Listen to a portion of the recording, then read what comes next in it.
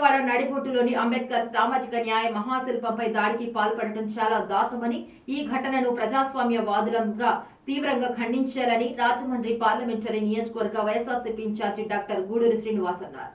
ఈ సంఘటనపై ఎప్పటికీ సీఎం గాని డిప్యూటీ సీఎం గాని స్పందించకపోవడం మరింత దారుణమన్నారు.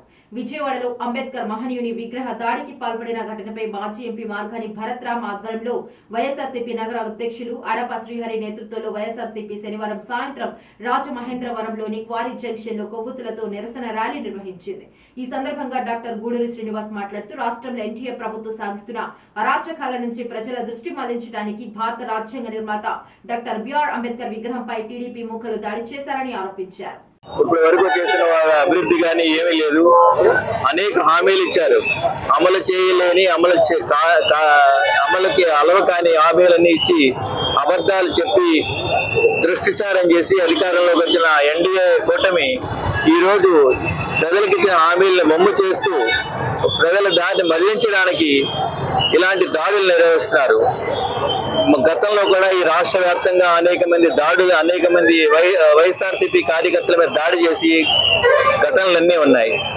ఎంతో మంది ప్రాణాలు పోగొట్టుకున్నాం. ఇదే విధంగా మేము జంతర్ మంతర్లో ఢిల్లీలో కూడా వెళ్ళి ధర్నా చేసి రాష్ట్రపతికి మెమరాండం ఇచ్చాం. నిన్ననే అనపర్తిలో కూడా వైసీపీ కార్యకర్తలు ఇల్లు వేసి వైఎస్ఆర్సీపీ సర్పంచ్ని కిడ్నాప్ చేయబోయారు. ఇవన్నీ కూడా వెళ్ళి మేము ఖండించి వాళ్ళకి తగిన రక్షణ ఏర్పాటు చేసి వచ్చాం. అంటే మీరు ఇచ్చి హామీలు ఇచ్చి దుష్ప్రచారం చేసి అధికారంలోకి వచ్చారు. మీరు మంచి పరిపాలన అందిస్తారని చెప్పి ప్రజలు మీకు ఓటేశారు. కానీ మీరు చేస్తున్నది ఏంటంటే ప్రజల దృష్టి మళ్లించడానికి ఇలాంటి దాడులకు రుసుగొలిపి ప్రజల దృష్టిని మళ్లిద్దామని చెప్పి చూస్తున్నారు. ఇదంతా మాత్రం భావ్యం కాదు.